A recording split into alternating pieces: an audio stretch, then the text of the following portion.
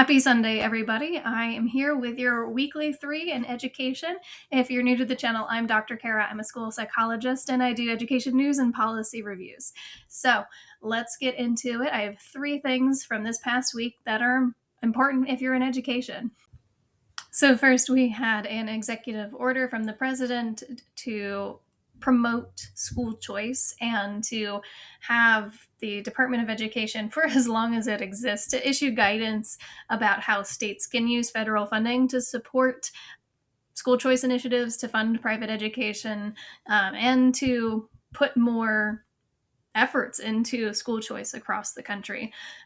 School choice is popping up again in Texas, like we talked about last week, and we can see how this is pulling money away from public education, but we really have no idea how this will come out. We don't even know if the Department of Education will continue, let alone have money to send for school choice. Next, we have the national reading scores are out. So every 2 years, we take data and we have something called the Nation's Report Card. And this gives a general trend of where we're going in terms of reading and math throughout the country. And of note, our reading was not great this year. So we had a decrease in reading. It's not significant statistically, but the trend is not what we want to see.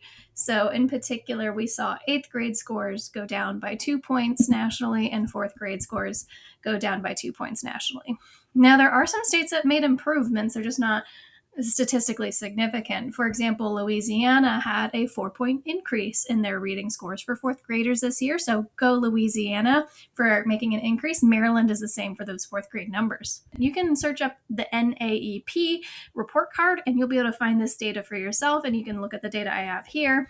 And then we also have 5 states that had decreasing scores in the 4th grade, with Florida, Nebraska, and Arizona decreasing by 7 points, which was statistically significant, and that's not what we want to see.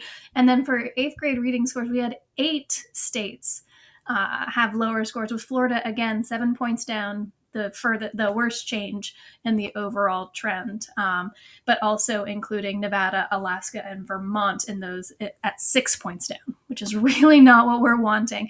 This is not a great trend, and we're seeing this across the country. So this is something we need to turn around. What's great is that there are states that have changed their trend to be positive, and hopefully 2 years from now we'll see that continue, and eventually we'll get a statistically significant change.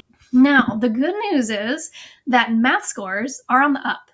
In 4th grade, we had a change of 2 points up, and 15 states had statistically significant increases in math scores, which is fantastic.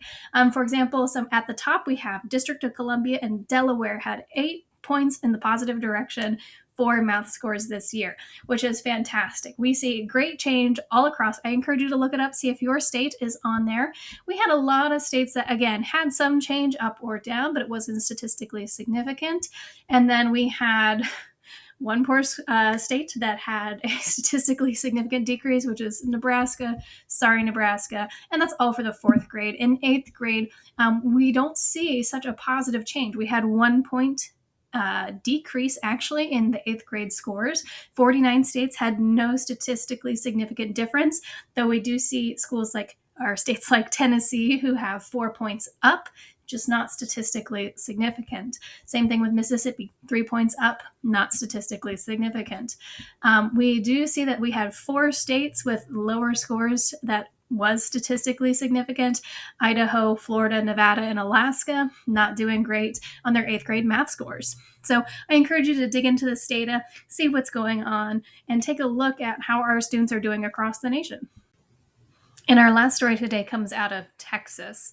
The State Board of Education has approved a curriculum called the Bluebonnet curriculum, and it is according to the news story, a Bible-infused curricula, and it doesn't just include history. The Oklahoma curriculum change included the Bible as a historical document in history classes. This is a Christianity-infused curriculum for all ages and all subjects. And this we know is not appropriate because of the Establishment Clause. The government cannot promote or bias themselves towards one religion or another. And we know that our kids have the right to be free of the government imposing a religion upon them. So legal experts are saying for schools not to use this curriculum because it would be not allowable, and they're probably going to challenge these curricula across the board. So those are your 3 things for this week. This is not exhaustive of all the education news out there or even the important education news out there, though I encourage you all to keep up with it. And if there's something you think I should cover for next week, let me know in the comments. But you all have a great week ahead of you and keep it up out there.